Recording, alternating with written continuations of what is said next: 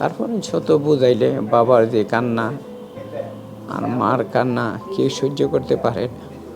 যখন আমার ছেলেকে ৩টার সময় রবিবার ৪ আগস্ট যখন ৩টার পরে বাচ্চার মার সাথে কথা হয়, যখন নিখোঁজ ৩টার পরে থেকে সারাদিন, তখন মনে করেন আমরা খোঁজাখুঁজি করার পরে যখন আমি ১১টা ১১:৩০ বা ১২টা বাসায় যাই, তখন দেখি ফেসবুকে আমার বড় ছেলের মোবাইলে এই ছবিটা আসে। তখন আমি নিশ্চিত হই যে আমার ছেলে আর দুনিয়াতে নেই।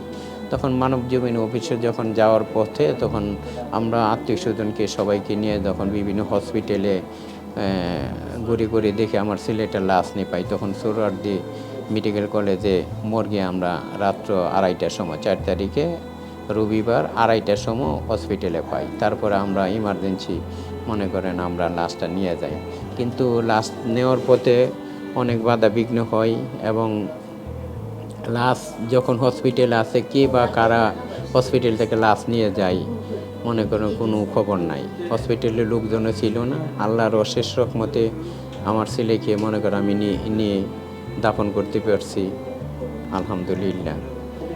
আমি এখানে ফাউন্ডেশনে টুকটাক শহীদের জন্য কাজ করি, সবার কাছে দোয়া চাই যে আমরা যে মানুষের মতো মানুষে যে আল্লাহ পাকের জন্য আমরা বেঁচে আছি।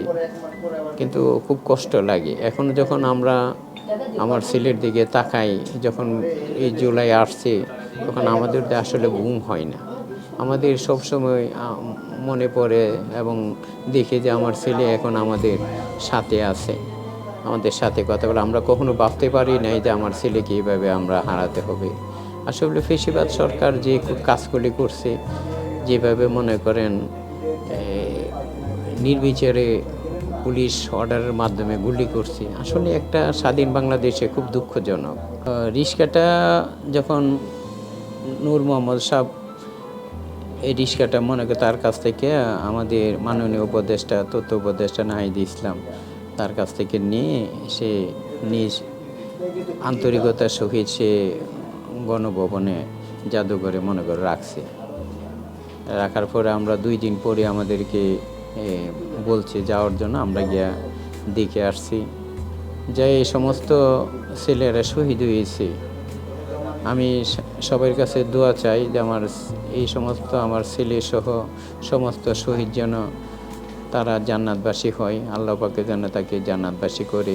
আসলে তার বাচ্চার মা তো বেশি আমরা তো সাধারণত জনসমাবেশে যখন কাজকর্ম করি তখন এত মনে পড়ে না। বাচ্চার মা তো সবসময় বাসা থাকে, সবসময় ক্ষণে ক্ষণে মনে করেন প্রতি মুহূর্তে সে কান্দাকাটি করে, অসুস্থ হয়ে গেছে। আমি তাকে বুঝাই, তারপরে ছোট বুঝাইলে বাবার যে কান্না আর মার কান্না কেউ সহ্য করতে পারে না।